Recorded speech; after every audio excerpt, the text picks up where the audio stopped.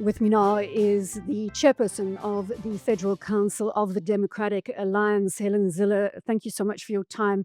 It has been certainly fun and games over the weekend from a political perspective and a lot of brinkmanship coming to the fore. What are the chances, Helen, that the ANC is going to pull the trigger? They are meeting today. Is there any way that they can actually fire you from the government of national unity? Yes, of course they can. I mean, the president can fire all his ministers. So he can fire us. And there are many people in the ANC who want him to fire us. But the fact is that I think the president knows, and many of his ministers know, what the consequences will be. The rand will crash. We'll be lucky if it's 25 rand to the dollar. The economy will go into a tailspin. Investors will withdraw. Unemployment will increase. We'll probably be pushed out of AGOA. Tariffs will go up. The unemployment in the agricultural sector will soar. And South Africa will have one of those huge jolts of history that take us another level down, a big level down. And I think the more sensible people in the ANC know that. And that's why they've been very careful not to kick us out. They want us to leave. They want to do what is called a constructive dismissal on us, which is why they are doing this again and again. But no one knows more than we do what the consequences are of us leaving, for jobs, for the economy, for growth, for the future of the country. We also know that Paul Mashatile would then now come in, and he's very closely involved in the lotto tender and a whole range of other things. We'd have corruption on steroids, and we'd have EFF and MK possibly in government. And after Donald Trump showed that kill the Boer chant, sung very gustily by Julius Malema to the whole world, you can imagine the reverberations of that. I was listening to an interview yesterday. You have said you are not going to make it easy for them to get you out of the government of national unity. We're certainly not going to make it easy. They'd love it if we walked and then took the blame for everything that will follow. We're not going to do that. And they know that we're not going to walk out, but we're not going to be treated like a doormat either. And there are lots of steps between being treated like a doormat and walking out. The penultimate step to walking out is to do a motion of no confidence in the president. Now we've done the sums, we've done all the adding up, and we think we can get to 196 or 197 votes to outvote the president. And that would probably succeed, because I've never seen the ANC bring all its parliamentarians into the House ever, not even when there's a 3-line whip. There's always someone doing something else, shopping or in a hotel room with someone or overseas or somewhere. And so it would be very, very close if we got 197 votes, absolutely. And Ramaphosa would know that his life was on a string. And if we're not there, it's very likely that the ANC will internally recall Ramaphosa, as they've done to all of the other presidents, except Nelson Mandela. So he knows what's at stake. And they all know what's at stake. And we are going to take intermediate steps from doing nothing is not an option. We're going to take intermediate steps until such time as we have to take the big one, which is a motion of no confidence. If the president wants to throw us out in the meantime, Please specify what you mean. that's up to him. I've got a new phone that talks to me all the time. I'm sorry about that. No problem. This is the new technology that we need to deal with in our world. Let's talk a bit about this vote of no confidence. When we chatted a couple of weeks ago, you said to me when I said, right, what about a vote of no confidence in Ramaphosa? You said, but we have to be very careful in terms of the alternative to Ramaphosa. Isn't that a very dangerous card? No, we do have to play it very carefully. It is a dangerous card, there's no question. But if Ramaphosa becomes indistinguishable from the corrupt RET faction, then we've got no other card to play. If he carries on doing what he's doing, which is simply ignore the statement of intent, treat us as if we are adjuncts that really don't matter, behave as if the ANC got an overall majority, then we're going to have to show him it didn't. in terms of a reconstituted GNU, people are talking MK, EFF, ANC. But I mean, if you look at the lie of the land, ANC and Zuma are at loggerheads in terms of right now. Former President Zuma is taking the ANC to court again, this time over cancelling his membership last year. And you've got First Deputy Secretary Nomvula Mokonyane saying almost over their dead body, will they allow the former member back into the ANC? So is that a reality that MK would align, or the ANC would align with the MK in a new coalition? Well, most certainly MK would be first on the wagon if there was a motion of no confidence in the president. They would definitely. And even if MK didn't go into government, you would have a minority coalition. And that would be very interesting to look at. Because then the DA would have the balance of power on every single issue. You definitely have more power in the GNU than out of the GNU. Can you just confirm that fact? Well, we have more power in our portfolios, obviously. So the ANC has got the Bella Act, but we've got the Minister of Basic Education. The ANC can do a whole range of things in agriculture, but we've got the minister. And that is probably the only reason why we're not getting slapped with 30% tariffs on our agricultural exports, because the DA has the ministry, and we've got a lot of respect in Washington. And so I can go on. The Expropriation Act, we're going to defeat in court. But the act is there, but we've got the Minister of Public Works and Infrastructure. So, it helps to have those people in those key positions, those crucial positions.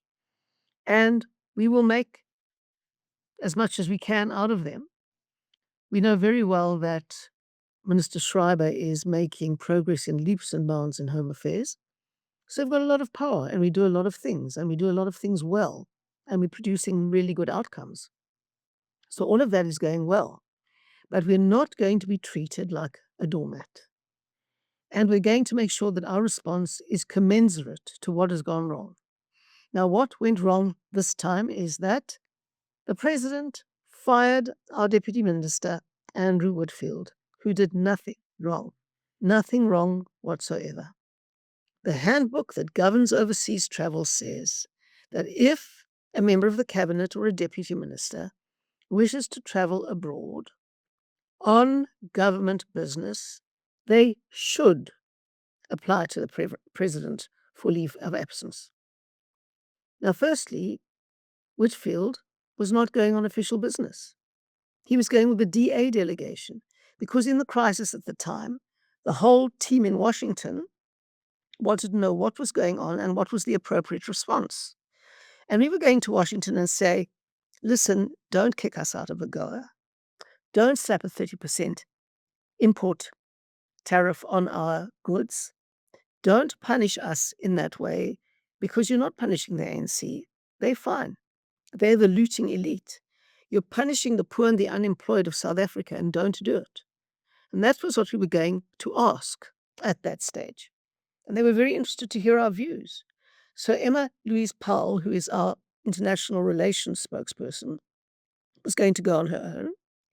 And then John said, because of the issues that are being discussed, he thought that Andrew Whitfield should go too. But it was a private DA trip. The minute John asked Andrew Whitfield to go, although he didn't have to because it wasn't an official visit, and although even if it were an official visit, the handbook only says they should apply to the president. But nevertheless, he did on the 22nd, on the 12th of February. That was the date he applied, on the 12th of February. He was leaving on the 22nd of February. He applied on the 12th. And he asked the president to go. He says, it's a DA trip. It's not an official visit. I won't purport to represent South Africa there, but I would like to go. If the president had replied and said, no, you can't, even though he didn't have to get permission, I can understand why. I can understand why the president would have been very cross and would have fired him. But the president did not say no.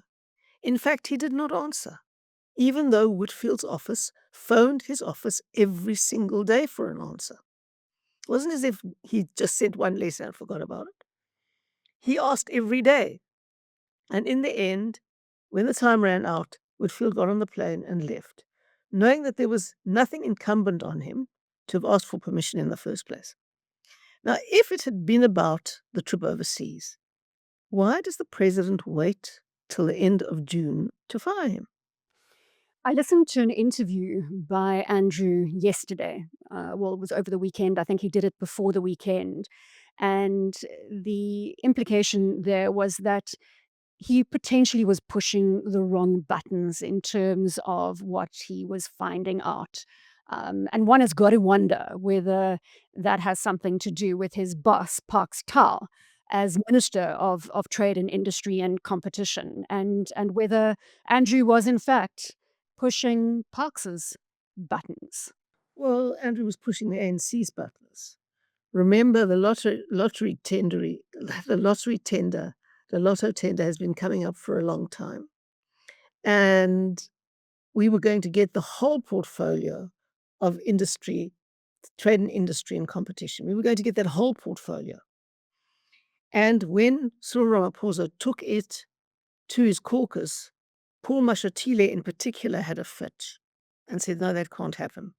What we didn't know at the time was about Paul Mashatile's family connections to the Lotto contract. Now we do. And I would imagine that that goes a long way to explaining why we couldn't get that portfolio. What happens to Andrew now, as an aside, within the DA? I mean, quite a shock for him. I mean, to walk away from this position. Well, he was effectively Well, fired. for us, it's not about positions and status and stuff. It really isn't. And it's rough for Andrew, but he's been the first person who said, this is not about me and it's not about a position, it's about a principle. We're being sidelined here because we're asking too many difficult questions. And the smokescreen that is being used is nothing more than a smokescreen. They had to dig around and find a reason. They found a non-reason because the president was at fault. If he thought that I needed to have permission, why didn't he reply? And that is, of course, true. If one of your colleagues, and if you're a manager, and your colleague writes to you and says, please, may I know, I have to do this. There's an urgent issue that I have to deal with. It's in 10 days' time. May I please take leave?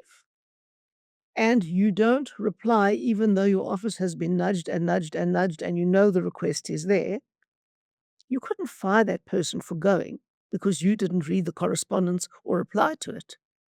It doesn't make sense, not even for a president. Mhlengi Bengu, the ANC spokesperson, said that the Democratic Alliance is consistently transgressing the statement of intent, in that all signatories to the statement of intent said that they would not tamper with redress policies. And yet the Democratic Alliance is challenging NHI. It is challenging land without expropriation bill, NHI, Bella, as a matter of course. Your response? We believe in redress. We don't believe in ANC corruption under the smokescreen of redress. The NHI has got nothing to do with redress. The NHI is about bankrupting this country and creating a massive looting pot for the ANC. It's going to make healthcare much worse, and there are many ways to make healthcare much better for all, and including getting it up to private sector standards on the strategy that the DA has. We're totally in favor of redressing the imbalances of the past, and we've got the policies to do it. But NHI is unaffordable to the country. It will bankrupt the country. It will destroy what is left of good healthcare. And that's got nothing to do with transformation as far as we are concerned. There is ANC type transformation, which is destroy anything that works. That is the ANC's definition of transformation. Then we go on to the Expropriation Act. The Expropriation Act has nothing to do with transformation. There are 3 other laws that have something to do with land redistribution and restitution. There are 3 other laws. The ANC was very sneakily trying to bring in expropriation without compensation into a law that was not meant for the purposes of redress. It's meant for what they call eminent domain. That's what they call it in the United States, where, for example, if we urgently need to put in an electricity pylon, or if we need to move something and use somebody's land for a dam that is urgently needed. It's for infrastructure. It is not for restitution. The other acts that are for restitution say within these deadlines, people must put in these claims to do this kind of thing. The window has been opened twice again, now it is closed. However, what the ANC is trying to do in the Expropriation Act is open that window in perpetuity so that there's never a deadline for anything. And a government official can recommend land for expropriation without compensation and without adequate reasons. So it is completely, completely untrue that that is a transformation mechanism. It is a mechanism for the ANC to continue land grabbing as long as they like. So we are absolutely determined that that's got nothing to do with restitution and land reform. We thoroughly supported the land reform and the land restitution Is anyone legislation. is And anyone taking the statement of intent? Is anyone taking the statement of intent seriously in this we're taking it dead relationship? seriously. We're taking it dead seriously. We've abided by it every step of the way. The reason why we took the national dialogue seriously is because it's in the statement of intent. But the way the statement of intent is supposed to be, well, it applies to decisions that are taken and initiatives that are taken, is that it has to be by consensus. And the DA wasn't consulted. This was another unilateral move by the ANC with the absurd price tag of 740 million rand. The absurd price tag of that. And we know exactly what that is, Bronwyn. That is the way of looting the state for the ANC's 2026 election campaign. That's what it is. Yourself and John have spoken about clause 19.3, which is the consensus that is required. Now, the ANC doesn't take that seriously. I've heard repeatedly from the Democratic Alliance. Do you want to just offer your view there? Well, it doesn't take anything seriously. I mean, first of all, they ignored the proportionality clause. They said they were going to have 27 cabinet ministers. We should have had 9 out of those 27. We settled for 6 because the ANC refused to give us any more, and we didn't want to pull the plug out of the boat on 3 more, so we left it there. Then they inflated it to way over 30, completely violating the proportionality clause. They violated every single clause so far, and the one that they absolutely ignore is the clause that says, number 18 says, all decisions are taken by consensus. Clause 19 explains what consensus is, and if we can't reach consensus, what sufficient consensus is. We've been asking since the beginning for an institutional mechanism to land that clause of how we work on sufficient consensus and what happens if we can't reach it. They have tried to step around that with the clearinghouse mechanism. We said we'd give it a try. It was a complete farce. It was a ruse to try and get us into something that was designed to circumvent the sufficient consensus clause in the most cynical and dishonest way. We give everything a chance until the ANC once again proves how dishonest, how cynical, how manipulative they are, and how they still have not even begun to grasp that they don't govern this country alone. What are you expecting to unfold from here? You must have, as an executive, mapped out some scenarios in terms of what they're going to come back with. Well, they must come back with what they come back with, and we then make a judgment. We've got a very sensible federal executive. The federal executive all get together. We sit and we discuss what the options are. We look at the consequences. We try to determine what the unintended consequences are going to be. We map it all out. We game it all out. And then we have a rational discussion around the link between the transgression and the response. We do all of these things very carefully, and then we decide on the response. We're ratcheting it up slowly, step by step, and we come very close to the numbers for a no confidence motion, which we are not scared to play. But you do that for the real Hiroshima, because that is the nuclear option.